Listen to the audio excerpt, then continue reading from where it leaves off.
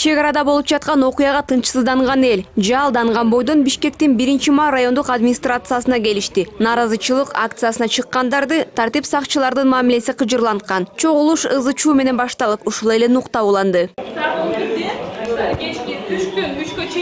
Парк-горкиде выступать ете аласыңар деген разрешение берилиптир. А үйдө чогулсак дагы, паркка чогулсак да элдердин баары расформировать этип атат. Это что за беспредел? Эч кимди кармаган жокпу, ошол милиция келип алып кетип атат атпайсызбы? Салып кеткен, аларды машинада кармалып турду. 5 кишини салды. Митингге чыккандар менен 1-май районунун акиминин орун басары жолугушту. Бирок нааразы тарап бир нече талаптарды коюп, администрация өкүлдөрү менен тил табыша албады. Андан соң жыйынга өкмөт аппаратынын кызматкерлери келди. Өлкөнүн ар кайсы областына чогулгандар көйгөйүн четинен айтып, өкмөткө 7 талап койду. Алардын негизгилери чек арадагы кырдаал боюнча мамлекеттик комиссия түзүү, так жана ар тараптуу маалымат берүү, чек араларды делимитациялоо жана демаркациялоо боюнча комиссиянын ишинин ачыктыгын жана тазалыгын камсыздоо. Урматтуу туугандар, негизинен биякта сабырдуулукка чакыртып атабыз баарыбыз.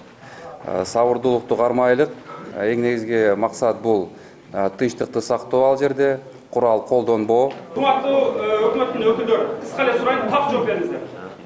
Эмне үчүн окуя кече болгондо гана кыймылдадыңыздар? 6-күнү шабуул түгө баштабады алар. Ишемби күнү. Туура. Унчукпай туруңуздар. Ала башталган. Ыкчамдуу бир аракет, кыймыл аракет жүргүзүңүздөр керек эле да. А сиздер 2 күн эмнени күтүп отуруңар? Бир кишини өлүп калышын күтүп отуруңар. Ошончо коомчулук жарадар болушун күтүп отуруңар. 2 күн деген ал жерде баягы иштер жасалып, куруу иштери болуп. Мына ошолор сүйлөшүү жолдору жүрүп жаткан. Шалаакылык боюнча кылмыш иши козголуп турган билесиңерби? 2 күн. Бездействие. Бул кылмыш жаза кодекси боюнча статья бар атайын. Бездействие. Туура айттыңыз. Мына кылмыш иштери боюнча өзүнчө баа берилет. Расследование жүргүзүлөт ушул боюнча. Военная прокуратура жүргүзүлөт. Адамы бербейт, алар иш козгойт дагы. О жерде отурган эрулдар бирөөдөн чечпейт. Биздин пограничниктер, курал аскерлер ошакка тизиш керек болчу, жок эле. Сүр салынчы. Сүр салган жок. Премьер-министрдин баласын ошолордо жак койшу. Депутаттардын балдарын ошол жерде койшу. Ушуга киргизиңер. Ошондо ичиңер күй. Ошондо чунга барасыңар. Түшүндүңөрбү?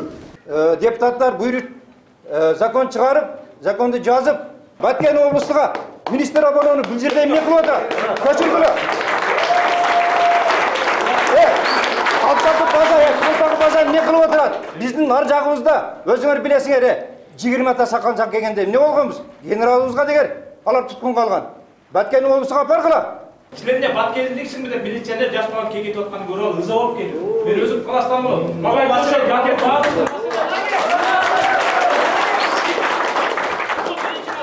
Ушундай куугунтуктоо басмырлоого токтосун. Кече мына Баткенден 2 ай өкмөтүн депутаттары келсе, аларга кечинде интернеттен окуп атам. Мондай иштер токтотулсун. Кайра суракка чакырды деген маалымат такпы? Бизде эми кайра 15 күн, 20 күндөй шаарда болууну талап кылып атат, бирок тилекке каршы биз лелеге кетишибиз керек. Биз муну алдын эле айтканбыз. Мына 20 канча жылдан бери айтып келатабыз, бирок тилекке каршы ошол мезгилде бийликтер, мына ошол мезгилдеги жетекчилер уккан эмес. Мына бүгүнкү ошол 20 жыл мурун айтылган нерселердин жемишини мына бүгүн азыркы болуп аткан окуялар көрсөтүп атат. Чечелик.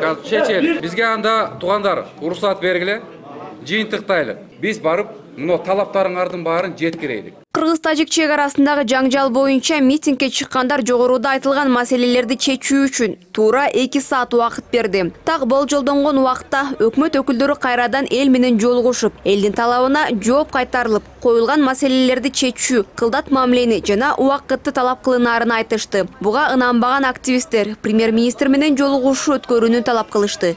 Кайыр Жайлообекова, Нурбек Апаров, НТС.